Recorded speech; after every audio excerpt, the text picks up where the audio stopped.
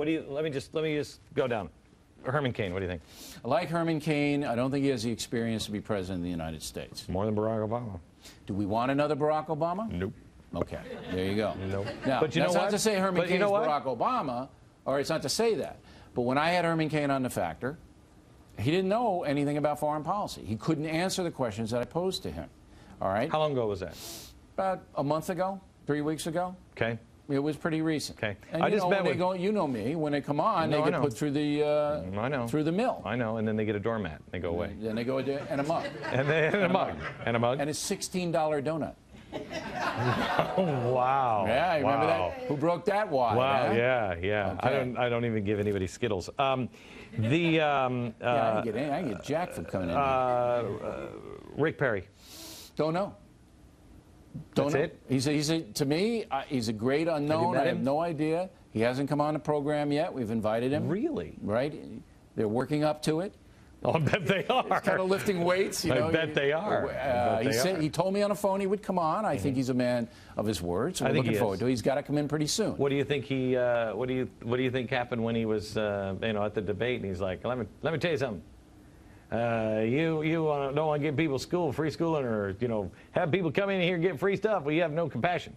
I think that was a mistake, obviously. Yeah. Because I have compassion, and I think you do too, for the taxpayers who are paying the freight for the lower tuition. And with illegal aliens, they shouldn't be here. And then if you're in Oklahoma and you want to go to Texas, you got to pay the full freight. So come on. But I think Governor Perry has a record in Texas that's pretty good. But he hasn't been able to sell the total package because it's very, very hard to do that. How many people here liked Rick Perry, and then when he said that, you're like, whoa. Okay. How many people just never liked him? We never liked him. The border fence is another thing. He's got a problem with that. It's bad. Rick Santorum. I like the senator, but he is an ideologue, and I don't think this is the time in American history for an ideological guy in the office. I think we need a problem solver, primarily an economic problem solver, and I think the ideology has to take a back seat until we get the economy straightened out. How do you I don't even know where to start on that one. How do you fix something without an ideology? How do you fix it? Because you have to listen. You don't even know what tools are available if you don't say, my ideology says we're using this set of tools. Barack Obama's ideology, it puts you into the Marxist box. So he knows exactly what tools to get. Let's pick up on that thread. Barack Obama's ideology drives the economic policy, correct? Yes. And where has that led us? Well, because it's the wrong ideology. That's right. It's a disaster. Right. So but wait. That's because he's not a capitalist. Okay.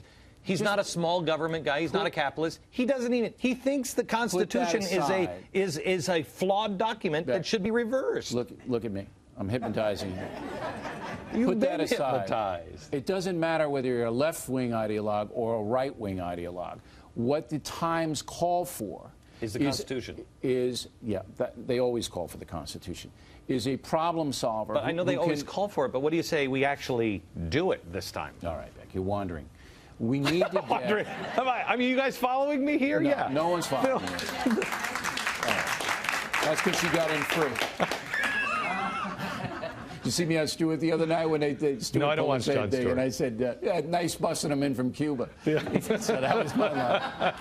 So anyway, we need somebody who can basically listen to a wide array of economic ideas, creative ideas. He did not listen to people who said, yes, he did. Excuse me? Yes, on this on the Emancipation Proclamation? Okay, listen. That was the biggest. Wait. That was the biggest issue of his day. The biggest issue of our day is what we're building, what we are as a country. If you get, I know you're only halfway through. When you finish, the best example I give you is that Lincoln listened to everybody. He made his own decisions, his own man, but he listened.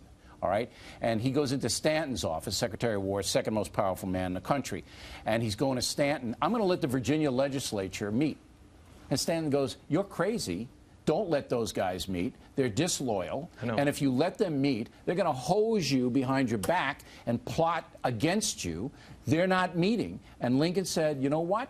You're right. And he changed his mind. and he rescinded the order that they could meet.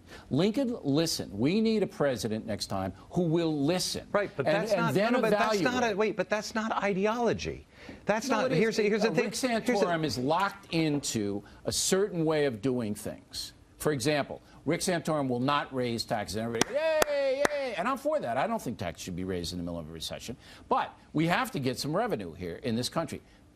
After we cut out all the wasteful spending and the Solindras and the $16 muffins. After that, we got to figure out a way to raise revenue. Now, Herman Cain actually came up with an interesting concept, 999. It's brilliant. Interesting. Brilliant, I don't know. Interesting, it's worth exploring. You got to do the unintended consequences of a 9% sales tax. You got to do that. What the consequence is going to be on the economy. Do you know what the consequences of 999 would be? This economy would roar. If you take out the people, do you know that the federal regulation for contracting now for a hospital has gone from about this big to about that big? That doesn't have anything to do with 999. No. I understand that. You take the federal regulation and you get it under control. You get Cass Sunstein and you chase him out of New York and reverse all of his stuff. He doesn't like you, Cass Sunstein. Oh, I know he doesn't. Oh, I know. If he could regulate me out, he would. And I bet he's trying. If you get the regulation down and then you unleash the people, you let them keep what they earn, and you ask people to earn something. You say, I'm not going to give you all of this free stuff. I will help people who cannot work.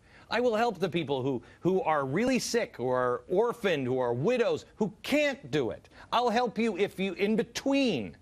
But at some point, you got to do it. No, absolutely. Self-reliance has to be number one on the hit parade. But you have to have a leader who can sell a program to all Americans. We're a divided nation, just like we were. It's not going to happen. No. You'd be surprised. The left is so far left. They're not even. The Democrats are not even Democrats anymore. That's only 20% of them. All right, they're driving the train because they got the money. Soros and all of these guys. Okay, but that's only 20%. 1 out of 5 of Americans are that kooky. The rest are waiting and are willing to listen. So you asked me about Rick Santorum, and I say I like him, but I think he's a little too rigid for the times that we live in. So you would say the same about Michelle Bachmann? I don't think the Congresswoman has enough experience to lead at that level, because you got the Chinese people, you got Putin coming back, you got these people who are basically, you've got to go mano a mano with them. Can Michelle Bachmann do that? Not at this point. Oh, I don't know, man. She's tough. She's really tough. But I don't think her frame of Bachmann. Reference is where it needs to be at this point. I just don't believe it, and I know her very well. So if you had a gun to your head, who would you vote for today? I'm not going to say. I never say who I'm going to vote for, but I'm watching all of them. You're asking me for an evaluation today, all right? It could change next week. I know that. The names that you've thrown out.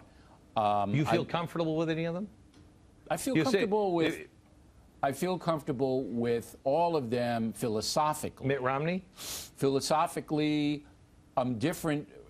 I'm different from Mitt Romney, but I think that he is a very good economics guy, and that might be enough this time around. Oof. He's a good economics guy. I don't even know what he'll do.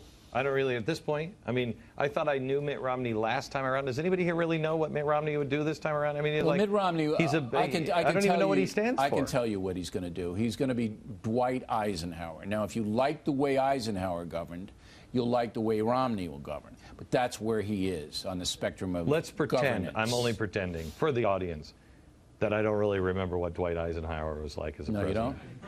Let's just pretending, for their sake. Let's just pretend. That was one of your. That was of your course dark, I know. That was your dark area. Yeah, you were 3, right? Yeah, Eisenhower. I was born in '64.